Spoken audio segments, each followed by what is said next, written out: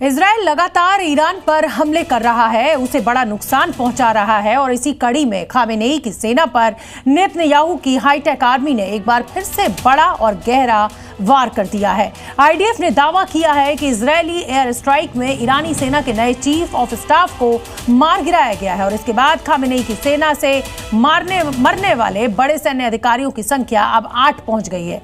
तो क्या ये मान लिया जाए कि अब अगला नंबर ईरान के सुप्रीम लीडर खामेनेई का है? 4 दिन में दूसरी बार ईरान पर सबसे बड़ा वार, खामेनेई का सबसे खास।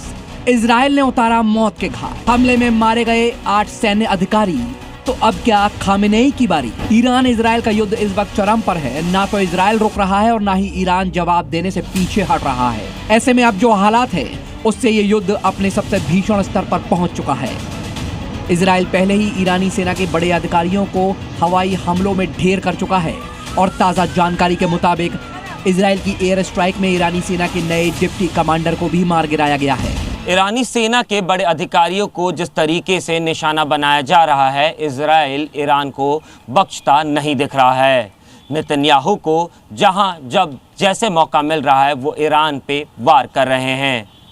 खामोनी के जख्म को भरने की कोशिश जो वो कर रहे हैं उसको हरा भरा करते हुए इजराइल दोबारा ईरान के बड़े अधिकारियों को निशाना बना रहा है और उनको मार भी रहा है। आईडीएफ ने दावा किया है ये ईरानी सेना पर सबसे बड़ा हमला है जिसमें ईरानी आर्मी चीफ ऑफ स्टाफ की मौत हुई है। इस हमले में अली शादमानी मारे गए हैं।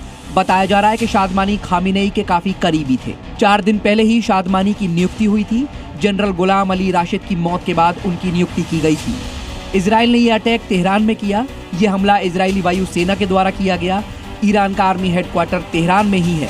बता दें कि अली शादमानी IRGC की कमान संभाल चुके हैं। इसके साथ ही शादमानी ने ईरानी सेना का भी नेतृत्व किया है। शादमानी ने इजराइल पर कई हमलों की रणनीति भी बनाई थी। अली शादमानी की हत्या ईरानी आर्मी के लिए सबसे बड़ा झटका है।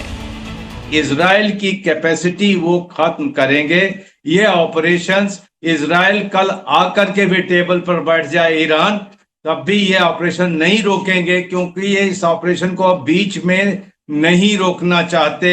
उनको एक अभूतपूर्व सफलता मिली है, उसको ये एक्सप्लॉइट करना चाहते हैं और एक तरीके से ईरान को उस जगह लाकर छोड़ना चाहते हैं ताकि ये ईरान अपना न्यूक्लियर प्रोग्राम आने वाले 2-3 दशकों तक शुरू ना कर सके। आपको बता दें कि इससे पहले इजराइल ईरान के 7 बड़े सैन्य अधिकारियों को मार चुका है, जिसमें major general Mohammad Bagheri, general Hossein Salami, brigadier general Amir Ali Hajizadeh, general Gholam Ali Rashid, general Gholam Reza Mehrabi, general Mehdi Rabbani, Mohammad Kazemi जो ईरान के खुफिया संगठन के चीफ थे वो भी शामिल हैं।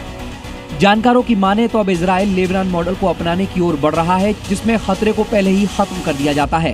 हाल के हमलों में इजराइल ने ईरान के 100 से ज्यादा ठिकानों, मिसाइल लॉन्च पैड और एयर डिफेंस सिस्टम को तबाह किया है। ईरान पर इजराइल के सटीक हमले प्रिवेंटिव रणनीति का ही हिस्सा हैं। ब्यूरो रिपोर्ट, जी मीडिया।